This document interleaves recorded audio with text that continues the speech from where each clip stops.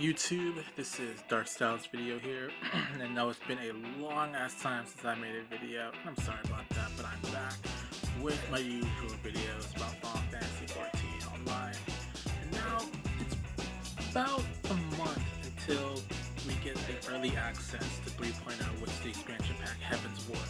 For some of you that don't know, if you already pre-ordered the game now, you'll be able to get access to early access of the expansion on June 19th, which is awesome. Cannot wait for it. I already got my pre-order set. Now there's a few things that I'm gonna have to break down for you all if you haven't looked up anything about the new expansion, or if you're still iffy on whether or not you want to get the expansion and the game if you're brand new to the game. So here is the quick synopsis and recap of everything that they brought out of 3.0. First thing is they have increased the level cap. Currently the level cap is level 50 on all classes and jobs, but once HEAVENSWARD comes out, we will have level 60.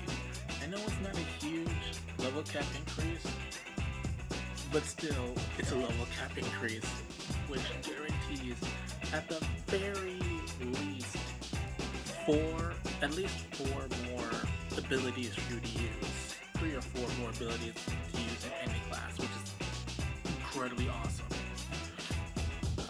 And I can't talk about just the level cap without quickly going over the new race that they're bringing into the game. Now, we have been wondering what the new race is going to be for a long time now, that they're going to bring in a new race. First we thought it was going to be those bunny women people from Final Fantasy 12, and then we thought it was going to be the lizard people in Tactics. Then we thought it was going to be a cross of both of them, which ended up being nothing but a joke. And God, that was nothing but a joke. But now we have it. They are called the Aura, and they look, personally, I think they look badass as hell. Now the leader of my free company that I'm in begs to differ, and quite honestly, I'm sorry, but they're way better than Mikode. She's gonna hate me for that, but I'm sorry. That's just how it is. They are basically a mix of human and dragon-like people. They have dragon-like qualities like the scales on their skin, and they have dragon-like horns and a tail. The tails look pretty badass, except some of the tails look like, well, I'm not gonna say what some of those tails look like, but if you get the benchmark now, you'll be able to play around with the character creations, and you'll be able to see exactly how you want to make your character look and how you don't want it to look as well. But you can play around with it and see how awesome this new race looks. And I cannot wait to use my Fantasia to turn myself into an Aura and be a complete badass with it. Now, that's not the only thing. I mean, trust me, if that was the only new thing to bring into the expansion, it would be really bad. But another big thing that I have to touch on is the brand new jobs to try out in this expansion. It's going to be intense. We have 3 new jobs. The Astrologian, which is your healer class. We're finally getting a new healer, so all of my White Mage and Scholar fans that watch this channel, you have a new healer to level up and try out, and it looks pretty nice. You use cards in a globe-like weapon of some sort, and your spells are used by deploying cards that you use. And I haven't seen too much. There's not too much info now, currently, unless there's more to be data mined, which I'm sure more is going to be data mined. But the class looks pretty sweet. Then we have the Dark Knight, which is completely straight out of Final Fantasy 11. So all my Final Fantasy 11 fans out there, you got your wish. You got another class from 11 coming into the game. They're going to be basically how they were in 11 in a way. They're still going to be a tank, they're still going to be using great swords, and they're also still going to be using dark magic at the same time. So I would assume that everyone that wants to be a Dark Knight and you've already leveled up your tanking classes, you might want to hurry up and level up your Black Mage, because I can almost guarantee that some of the cross-class skills that'll be used with Dark Knight is going to be coming from Black Mage, from how they keep describing it. Now, the next class that they're bringing in is Machinist, which is going to be my personal favorite. I cannot wait for Machinist. You're basically a ranged class character. You're DPS, and you use guns and floating turrets. For the entirety of Final Fantasy 14, they've been teasing guns for so damn long, and they're finally letting us hold the guns, and that's gonna be awesome. I cannot wait. I'm already predicting that you have to have your bar leveled up so you can use the bar cross-class skills with this, and I already have, so I'm already set when it comes to this. And with each of these new jobs, you know that there's going to be something with limit breaks, which is why I'm happy to announce that finally, when 3.0 comes out, every class, not just the new classes, but all the existing classes as well, will have their own special limit breaks. Now currently the only limit break special that they have shown is the one for Dragoon, which looks completely badass. I'll show a link. Not just a link, I'll actually show a little clip of that video at the end of this where you can see what that limit break looks like, and it's badass. So some of the existing limit breaks is still going to be there. You're still going to have the LB3 healer limit break that heals everybody and brings them all back to life. Trust me, you're going to be needing that when I get to the new endgame raid. Speaking of which, all of you guys that love Coil and beating the living shit out of Coil, you know, first, second, third, and then the Savage Coils, there's a new challenge for you now with 3.0. Our new endgame raid is going to be Alexander. And when I'm talking about Alexander, I'm talking about like the primal summon, the classic summon Alexander from Final Fantasy fame is going to be in this game, and he's going to be a giant fortress that is bigger than any fortress we've ever seen in the game, and you have to pretty much scale up to the top to him to completely beat and decimate him. I don't know what his role is in the overall lore of the game yet, but he looks pretty damn massive, and it's said that even the first few levels of Alexander is going to be way harder than anything in Savage Coil. So I cannot wait to get my ass beaten over and over again in Alexander. Now, with not just that location, that awesomeness of Alexander, we're also going to be getting a lot more places to explore the game. And the first place I want to talk about is Ishgard. Now, a lot of you that have gone through the story of 2.5, this isn't going to become a shock to you. Now, to the rest of you, I'm going to put a spoiler alert right now. This will spoil some things. Now, with 2.5, you realize that there is going to be a lot of shit going down with Ishgard with the dragons, and you're going to have to try to help save them from the dragons, while at the same time they're reluctant to help you with anything with the Ashians, which I thought was pretty ridiculous.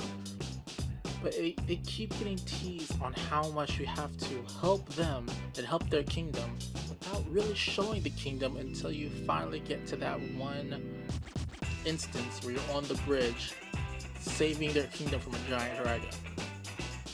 Now we finally get to go to Ishgard, into all the zones in Ishgard. And judging from the video that they've shown, when Square Enix revealed the new zones, it looks pretty damn massive and beautiful. They've already said that not just the zone in Ishgard, but all of the new zones are up to 50% or 100% bigger than any other zone that we currently have right now. Which I almost can't even imagine how awesome that's going to be. Now, we also have a new area of Corthus, the brand new zone called the Western Highlands, and that place looks beautiful. I cannot wait to discover a brand new zone in Cortes. We also have Dravania and all the areas in Dravania as well, which I'm willing to bet Dravania is going to be a place where we're going to be fighting a lot of dragons. So I can't wait for that. There's also zones where you're going to be flying all around the clouds. There's a place called the Sea of Clouds you can fly through. And that brings me up to my next topic.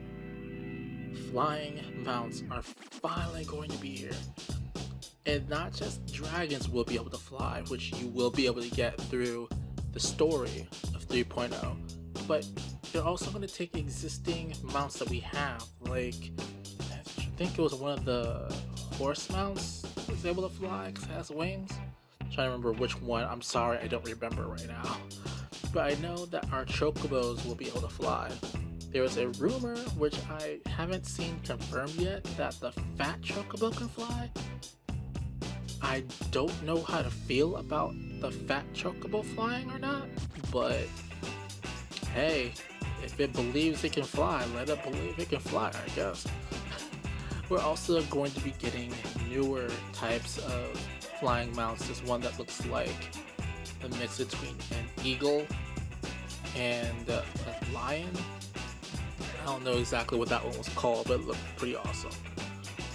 And we are also going to be getting a special flying mount that you can only get if you pre-ordered or just straight out bought the exclusive collector's edition, which I'm right about to get into. With this collector's edition, you get a lot of nice stuff, just like with the 2.0 collector's edition and also the 1.0 collector's edition. You get the art book, you get the exclusive art cards come with it, and you also get a little disc that has some of the songs that's going to be playing in the game, you know, a little soundtrack, about 5 or 6, 7 songs. But in this one, you would get a small DVD that shows some of the story for 1.0 and then 2.0 that leads straight into 3.0. And you're also, the very special thing they're throwing in here, you will get a special dragon figurine. And not a small one either. This figurine is pretty damn big. And that's probably why that this is gonna be a nice chunk of money, because the price tag for this for the PC, PS4, and PS3 is going to be $120. Pretty pricey, judging from how 1.0's collector's edition and 2.0's collector's edition was around $80 or so, at least for the 2.0 for the PS3 was around $80. 1.0's for PC, because it's only for PC, I believe was around $60. You might have to check me on that. I believe it was around $60, maybe $80.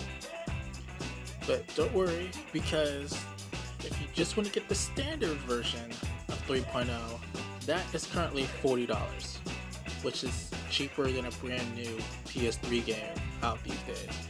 And don't worry, that price tag is for all versions, not just the PC. So one other thing that I want to add here is that although you can get, you can pre-order this game from Amazon, you can pre-order it from Walmart, you can pre-order straight from Square Enix themselves, you also pre-order it from GameStop.